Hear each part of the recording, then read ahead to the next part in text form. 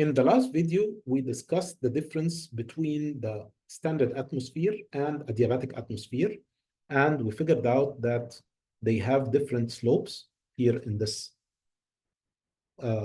curve.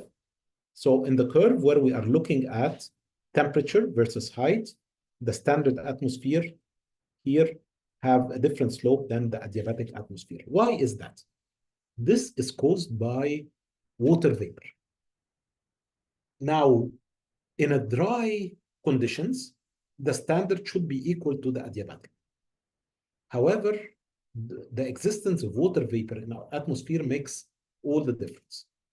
While the atmosphere is transparent to visible light, it absorbs and emits heat significantly at infrared wavelengths. And why is that? That's because of the water that's trapped in the atmosphere. The absorption causes air to be heated from below by infrared radiation from the Earth, and that makes the upper troposphere warmer than it would be without it. That's why on a clear summer night, the desert temperature drops much more than on a comparable clear night in a moist climate. So because the summer is dry, so you get much cooler because there is no moisture, there is no infrared heat. So in the latter, more of the outgoing heat is absorbed and then emitted back to the Earth than in dry climate. This takes us to some description of atmospheric stability. We have 4 different types of atmospheric stability, and they are all compared to the adiabatic rate. If our actual condition is equal to the adiabatic rate, then we have the case B. That's neutral. You see the dotted line is the dotted line coincides with the solid line, and that we call neutral. Stable conditions is the subadiabatic conditions, where the slope here is different than the adiabatic conditions. It's more vertical. And we have unstable, where the slope is less than the adiabatic conditions. That's happening in one. And then we have another completely different condition that happens if the slope completely opposes and the temperature is actually increasing while you're going up. And we call this temperature inversion. And this is described as very stable, very stable. So it goes from like this, unstable, equals, neutral, stable, very stable. So, but this is not different from one place to the other. All of these conditions, they happen, or they could happen at the same place, just at different times of days. So on any clear, dry, sunny day with low or average wind anywhere on land. That's very confusing, right? So when do we have this A, B, C, or D? Let's look at them one by one. The unstable condition. The unstable condition, we said that it's like this. So our slope is more inclined than the adiabatic rate. So as the air parcel starts at some point, its temperature is the same as the temperature of surrounding parcels. Now, let's assume it moves up. It will move up, try to go with the adiabatic curve. So now it will find that its temperature is higher than the surrounding parcels when it went up. So what will happen if you have a parcel more warmer than what's around it? It will keep going up, trying to cool down so it's equal to the surrounding. Similarly,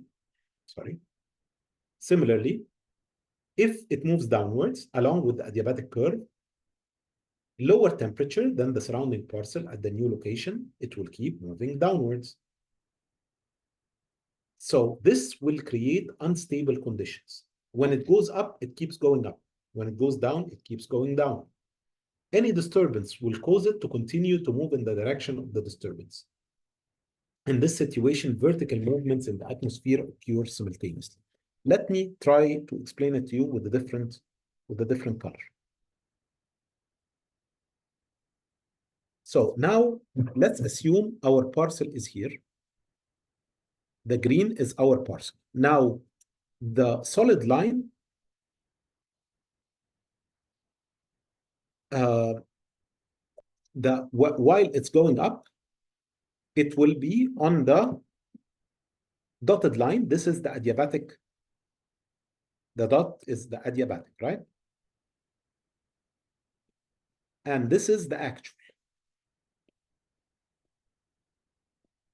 So now our parcel, as it's moving up, it came here. So now we have two temperatures. One temperature is the parcel's temperature, and one is all the ones that are around it, T1 and T2. T2 is the actual temperature of the parcel, while T1 is the temperature of all the air around it. So since T1 is smaller than T2, the parcel will try to keep going up, trying to get cooler and cooler. Meaning what? Meaning that if we have stack that gets a gas out and the wind is blowing this way, now if this is our gas, the gas will try to mix and it will keep going up, up, up, up. So this one will look like this. Also, what's going down will go down. So once it goes out of the stack, it will right away will go up and down. And this is what we call unstable atmosphere. Next, we have the neutral atmosphere. Now, the actual lapse rate is the same as the adiabatic lapse rate. If the parcel is moved up or down, it follows the adiabatic lapse rate. So now we go up, we go here. It's actually exactly the temperature as whatever is around it. So the buoyancy will move it neither up nor down. And this is what we call neutral stability. So if we have the stack like this, and then it starts coming like this, it will actually be, it will not go up or down. It will just be bound. It will not really change as the direction of wind is going this way. So this is what we call neutral. Next is the stable, where we have the actual lapse rate is less than the adiabatic lapse rate. So now as it's going up,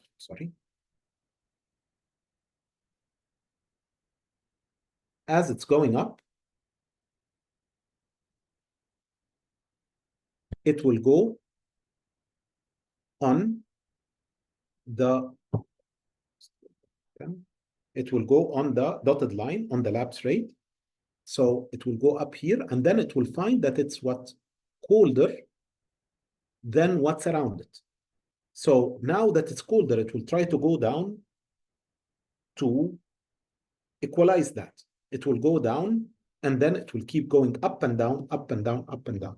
So in a stable condition, we will have, if the wind is blowing this direction, we will have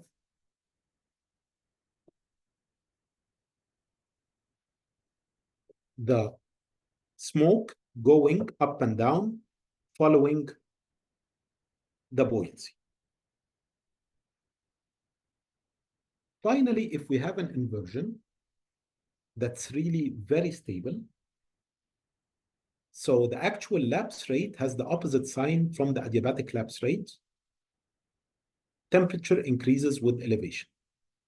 This is what we call temperature inversion, or simply inversion. It's similar to subadiabatic lapse rate, but the vertical atmospheric movement is damped.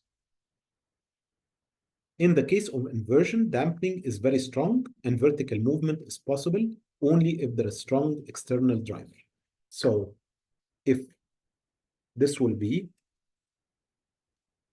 my stack in an inversion.